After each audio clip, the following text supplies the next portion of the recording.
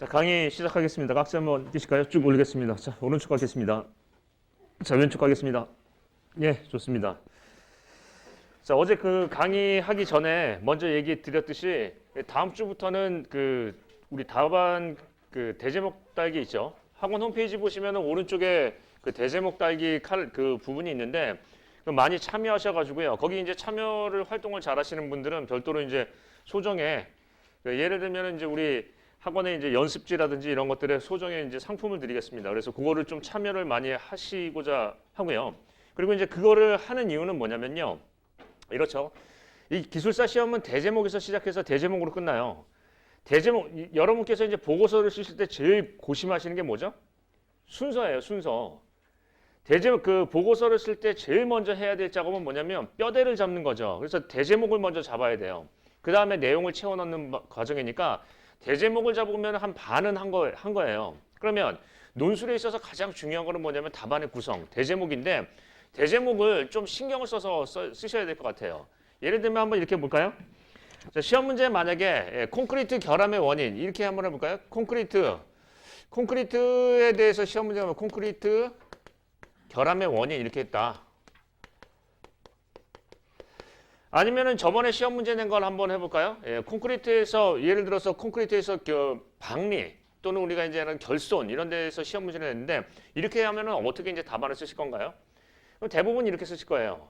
콘크리트의 결함의 문제점, 원인, 대책 이렇게 쓰실 거예요. 이렇게 쓰시는 반면이 있는데 어떻게 쓰시냐면 이 내용을 가만히 보면 좀 틀려요. 왜 그러냐면 대책을 어떻게 쓰라는 거죠? 원인별로 쓰라는 얘기예요. 대책을 듣고 싶은데 지멋대로 하지 말고 이 원인별로 나눠서 쓰라는 얘기예요. 그럼 거꾸로 얘기해서 원인은 그럼 어떻게 표현할까요? 그건 결함 유형별로 틀려요.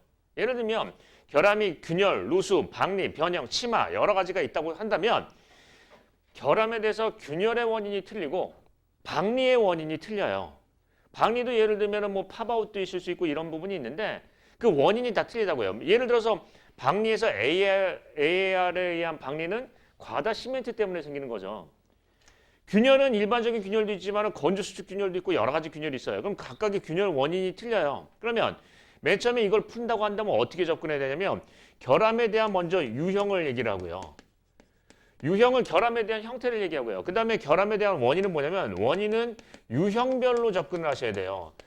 예를 들면 결함의 형태가 있잖아요.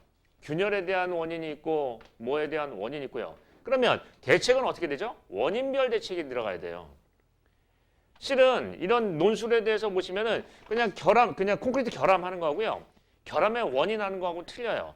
이거는 결국은 뭐죠? 대책을 원인별로 듣고 싶다는 얘기예요. 이해되세요? 그러면 논술에 대해서 이제 중요한 건 뭐냐면 여러분께서 기계적으로 유형이다 라고 생각해서 문제점 원인 대책 또는 뭐 공법에 대해서는 종류, 특징, 시공시 주의사항 이렇게 가는 게 아니라 거기 대제목을 갖고 좀 분석을 할 수 있어야 돼요. 요즘 문제는 전부 다 이렇게 단서를 주죠. 길게 쓴다고요. 그리고 이렇게 한번 보겠습니다. 흙막이가 시설의 문제점 이렇게 나오면은 벽지 봐주지 이렇게 얘기할 수 있잖아요. 근데 이거에다 앞에다가 여러 가지 얘기를 든다고요. 근접했을 경우에 도심지에 근접한 경우의 문제점 또는 지하 수위가 높을 경우의 문제점 하면은 조금 틀려요. 자, 한번 보겠습니다. 지하 수위가 높을 때 문제점은 뭐가 있나요? 지하 수위가 높게 유지될 때 문제점이 있고요. 지하 수위가 시공 중에 급강하할 때 문제점이 있어요. 높게 유지될 때하고 급강화될 때는 또 다른 얘기예요. 높게 유지될 때면 그 굴착 전면의 문제예요. 즉 보일링이 생기겠죠. 급강하면은 굴착 전면이 아니라 주변 집안의 문제예요. 치마가 생기겠죠. 그러면은 같은 문제점이라도 지하 수위가 높을 때 문제점 하면 뭐 한다? 지하 수위가 높게 유지될 경우의 문제점, 급 강화할 때 문제점 이렇게 경우의 수로 나누는 거예요. 그러면 한번 보겠습니다. 이런 논리력은 어디서 나오나요? 대제목 댓글 달기에서 나온다고요. 댓글 달기를 많이 해보셔야 그게 논리성이 나오고 답안이 좋아져요. 결국은 내용은 그 내용이에요.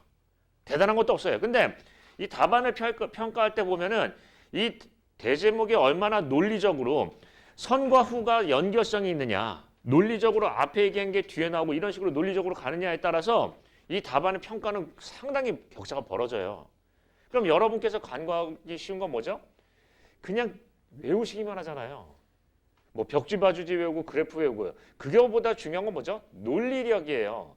여러분께서 이제 기술사가 되신다면은 왜 이 사람들이 서술형으로 고집하죠? 논리력을 보겠다라는 거죠. 만약에 단편 지식을 하려고 그러면 객관식으로 내죠. 다음 중 틀린 것은, 맞는 것은. 그렇죠. 그래서 여러분이 지금 굉장히 간과하고 소홀히 하시는 부분 중에 하나는요. 대제목 댓글 달기예요. 그러면 대제목에 대해서 이런 부분을 한번 생각해 보십니다. 세 가지 이제 포인트를 한번 생각해 보죠. 자, 문제를 먼저 들어가기 전에는 어떻게 이제 문제를 풀 건가 대제목을 생각해 보는데 대제목에 대해서는 한 가지 중요한 부분이 있어요. 즉 논리성이요. 예를 들어서 앞에 원인 얘기했으면 대책은 원인별 대책 이런 식으로 앞에 거를 갖고 가는 거예요. 유형 했으면 발생 형태 하면은 발생 형태별 대책 이런 식으로 가는 거예요. 그래서 논리적으로 가야 돼요. 그러면 대제목이 약간 길어질 수 있어요.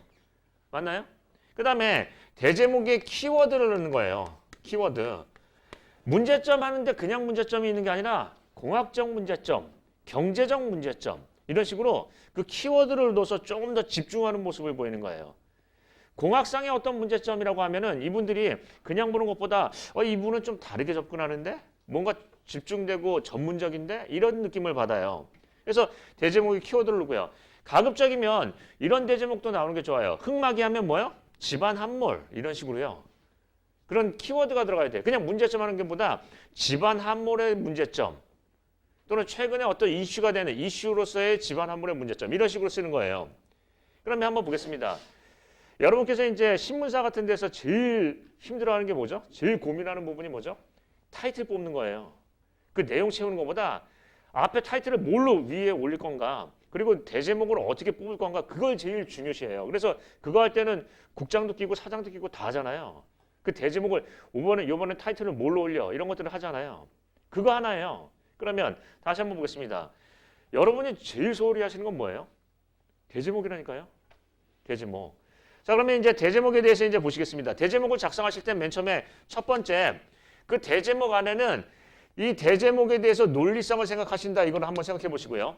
두 번째, 이 논술에서 핵심이 되는 키워드를 강조하신다 하는 거고요. 세 번째, 이것도 기본이에요. 뭐냐면 분류를 쓰시되 분류는 좀 구체적으로 쓰시는 거예요. 이 분류가 나열식이 아니라 분류를 하는 거죠. 이럴 경우, 저럴 경우. 예를 들면 뭐 경우의 수를 따라서 뭐 이럴 경우 또는 뭐 저럴 경우 이렇게 따지는데 아까 얘기했듯이 뭐요? 지하 수위가 높으면 지하 수위가 높게 유지될 경우, 낮을 경우. 전리가 발달했다. 전리가 발달한 안반 사면에서 이렇게 하면 어떻게 해요? 전리가 소수 발달한 경우, 다수 발달한 경우. 자, 근접한 집안에서 하면 뭐라고 해요? 초근접한 경우, 비교적 이격이 된 경우 이런 식으로 해요. 그러면 그런 부분에서 답안을 그분들이 이렇게 얘기를 하죠. 이분을 합격을 시킬 건가 말 건가 하는 중요 지표 중에 하나는 뭐냐면 대제목이래요. 아니 우리가 신문 같은 거 보시면은 그거 다 읽으시나요? 대제목부터 보잖아요. 굵은 글씨부터 보잖아요. 아 이거 보고 그래서 거기 대제목에서 내가 관심 있는 부분이 있으면 그 내용을 읽잖아요. 그러면 그분들도 그래요. 대제목이 밋밋하면은 그냥 패스해요. 근데 대제목에 무슨 키워드가 들어가 있고 이게 대제목이 논리적으로 되면 그걸 집중하고 본다고요. 그러면 우리는 어떻게 해야 돼요? 이 대제목 댓글 달기 하셔야 돼요. 이거는 무조건 해야 돼요. 실은요. 근데 안타깝게도 우리가 학원에서 합격률이 높고 했을 때는 지난 앞에 그 대제목 댓글 달기 한번 보세요. 최초로 앞으로 돌려가지고 하면은 평균 100분이에요. 아무리 못해도 100분은 해요. 많을 때는 200분도 하고요. 근데 그때보다 수강생이 듣는 분들이 많아졌음에도 오프라인과 온라인 합해서 많아졌음에도 불구하고요. 지금은 몇 분 해요? 5분에서 10분 하시네요. 그것도 제가 잔소리를 해야. 그거 굉장히 중요한 얘기예요. 그리고 이런 얘기를 한번 해보겠습니다. 생각 없이 답안을 쓰시는 거죠. 그 대제목에 대한 부분을 생각을 안 하시면 그냥 그래프는 이런 거 들어가고 이렇게 쓰면 이렇게 하면 되겠지. 그런데 가만히 보면 내용은 다 똑같다니까요. 내용은 다 똑같으니까 그분들이 그 대제목에 대한 구성이나 논리성을 보고 이분의 어떤 학습 수준을 얘기를 해요. 그럼 그거를 우리는 간과할 수가 없죠. 자 그러면 다시 한번 보겠습니다. 이런 거 생각해 보시면 한번 써보세요. 그냥 문제점 원인 대책. 문제점도 공학적인 문제점도 있고 경제적인 문제점도 있고 시공상의 문제점도 있어요. 예. 그리고 답안에 대해서 보시면은 위에 있는 것들이 먼저 논술한 것들이 뒤에 있는 거랑 연결성이 있어야 돼요. 형태를 얘기했으면 형태별 원인, 원인을 얘기했으면 원인 대책을 얘기하려면 원인별 대책 이런 식으로 앞뒤가 연결고리가 있어야 그게 논술이죠. 논리력이 있는 거죠. 뜬금없이 논리가 비약이 되거나 하락이 되면 안 돼요. 그냥 여기 있는 거 앞에 있는 얘기하고 뒤에 있는 얘기하고 전혀 상관이 없으면 안 되는 거죠. 그래서 이런 대제목 구성에 대한 부분이 상당히 중요해요. 그게 만약에 시험장에서 그런 논리성을 보여준다면 내용은 비슷해도 그걸로 붙어요. 그래서 제가 계속 이런 얘기를 하죠. 뭐라고요? 대제목은 이제 기술사는 대제목으로 시작해서 대제목으로 끝난다고요. 심지어는 이런 얘기도 있어요. 합격생 중에 시험 전에 한 3일 동안 뭐 했냐고 했더니 대제목 잡기 연습만 했대요. 공부는 안 하고 뭐 외우고 이런 거 안 하고 대제목 잡는 연습만 했대요. 실제로 그래요. 실제로요. 그럼 한번 보겠습니다. 여러분께서 가만히 생각해 보면 조금 이제 과장을 한번 해볼까요? 공부를 많이 하시건 공부를 적게 하시건 실력은 일치월장할까요? 비슷할까요? 실은 비슷해요. 왜냐하면 새로운 걸 공부하면 인간의 뇌가 참 재밌어서 이 밥그릇만한 뇌가 하나를 넣으면 하나가 빠져나가요. 용량의 한계가 있잖아요. 아니 컴퓨터도 용량의 한계가 있는데 망각을 한다고요. 그러면은 계속 새로운 걸 받아들이면 뭐한다? 옛날 걸 잊어먹어요. 그러면 한번 내용을 보겠습니다. 이거 평상시에 하실 거는 대제목 댓글 달기만큼 확실한 것도 없어요. 그걸 하시다 보면 분류 연습도 되고 답안의 구성에 대한 부분도 생각해보고 그러다가 의문 나는 거 있으면 책도 보게 돼요. 이해되시죠? 이거 하십니다.